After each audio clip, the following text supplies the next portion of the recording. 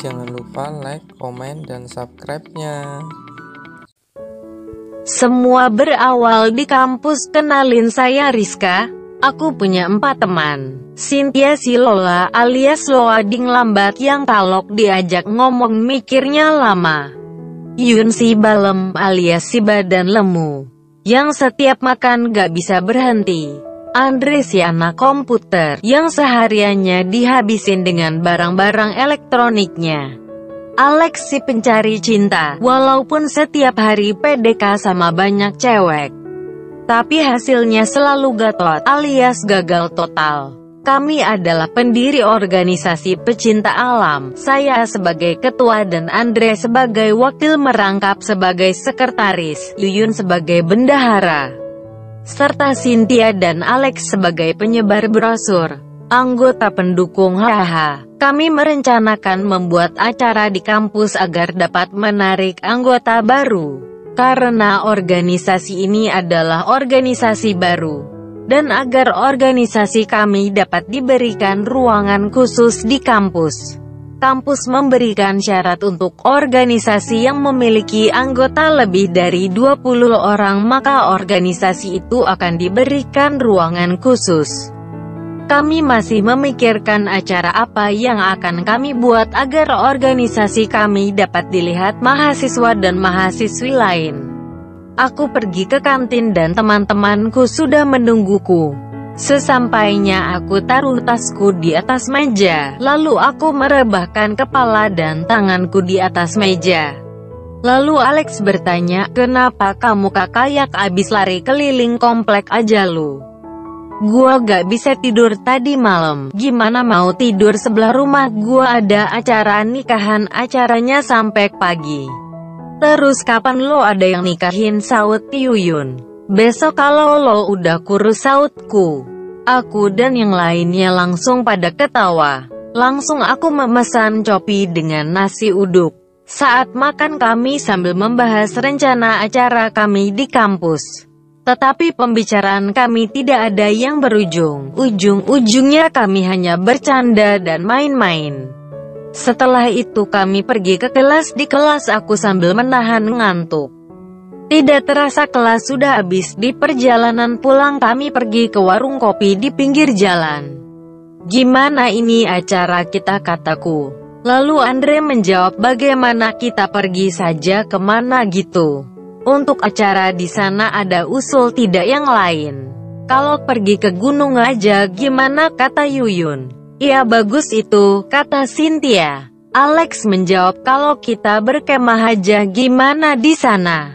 Sama buat api unggun di sana. Semoga gua dapat jodoh di acara ini ya Tuhan." Langsung kami tertawa mendengar itu.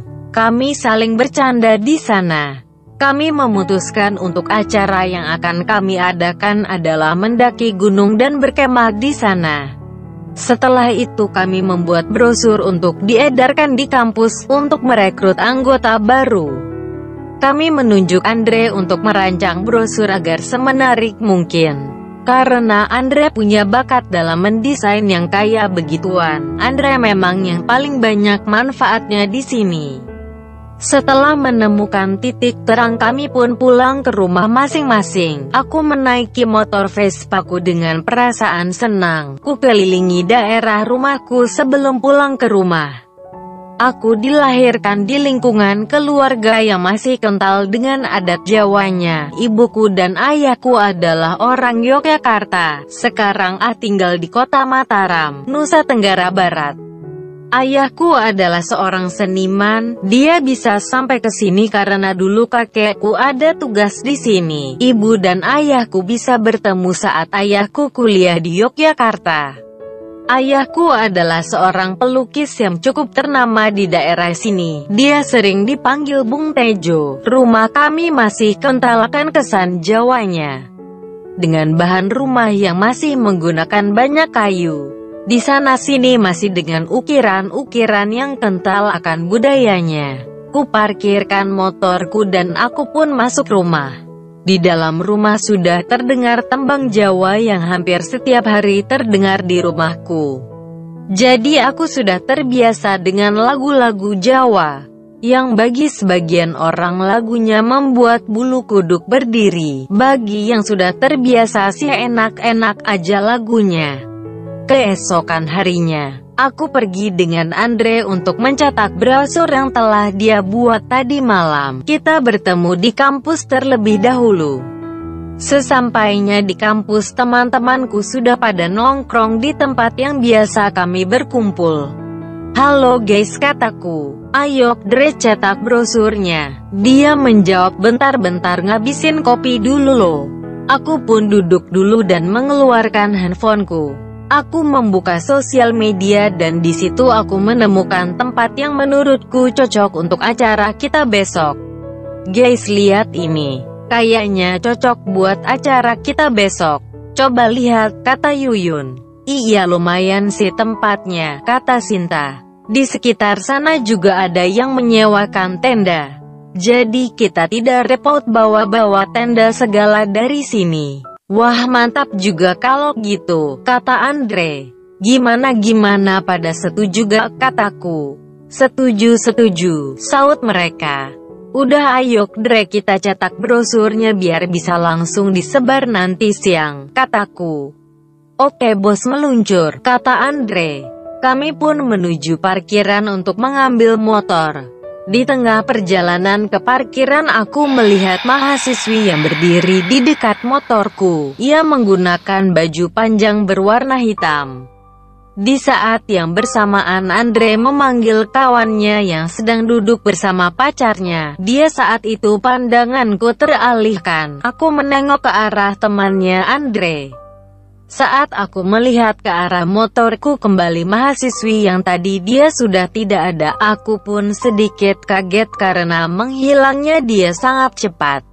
Tetapi aku tidak terlalu memikirkan hal tersebut. Aku langsung mengambil motor dan menghampiri Andre yang duduk bersama dengan temannya yang tadi. "Ayo Dre," kataku. Oke bos, bentar," kata Andre. "Gua ambil ini ya," kata Andre. Sambil mengambil keripik temanya Andre itu. Wah modal woi," kata temanya Andre. Andre langsung berlari ke arahku. "Cepet kak kabur," sambil naik ke motorku. Kami pun pergi dari sana. Sesampainya di depan gerbang aku melihat mahasiswi tadi berdiri di samping pos satpam. Aku menatapnya. Dia hanya menunduk dengan muka dan tangan yang pucat. Aku langsung menoleh ke depan dan melanjutkan perjalananku. Di perjalanan aku masih memikirkan mahasiswi tersebut. Sesampainya kami di tempat cetak brosur, aku dan Andre lupa meminta uang dari Yuyun. Kami melihat satu sama lain. Kami mengecek uang kami tetapi uang kami tidak cukup, lalu kami hanya memberi uang muka saja ke tempat percetakan itu. Kami pun pergi lagi ke kampus. Di perjalanan aku menanyakan ke Andre. "Andre, kamu tadi lihat wanita yang pucat pakai baju hitam di dekat gerbang gak?" kataku. "Wanita yang mana?" kata Andre. "Yang deket gerbang tadi pas kita mau keluar kampus," kataku. "Enggak, adalah si War kali, mata lu kebanyakan main game," kata Andre. Mana ada," kataku. Aku langsung memejamkan mata dan sambil mengatakan di dalam hati, "Anjir, masa gua doang yang lihat, terus siapa dong wanita tadi?" Di saat yang bersamaan aku merasakan bulu kudukku yang berdiri dan suasana di sekitarku menjadi dingin. Lalu seperti ada yang membisikkan di telingaku, jangan pergi." Lalu aku menoleh ke kanan dan ke kiri. Aku tidak melihat ada orang lain di jalan. Jalanan hari ini cukup sepi. Andre hanya sibuk memakan keripik yang dia ambil dari temannya tadi.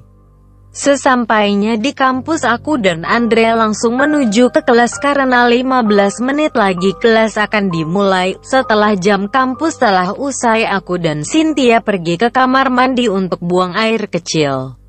Setelah buang air kecil aku berkaca di WC. Lalu saat aku membasuh mukaku sampai 3 kali aku melihat ke kaca. Kaca tiba-tiba berembun yang cukup pekat. Lalu ada tulisan yang muncul.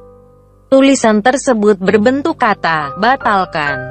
Aku pun langsung bergegas meninggalkan WC tersebut, meninggalkan Cynthia di sana. Aku langsung bertemu dengan teman-temanku. Sesampainya di sana nafasku terengah-engah. Naga palu kayak dikejar penagih hutang aja, kata Alex. Iya nih, abis lomba maraton kali dia, kata Andre. Cynthia mana, kata Yuyun.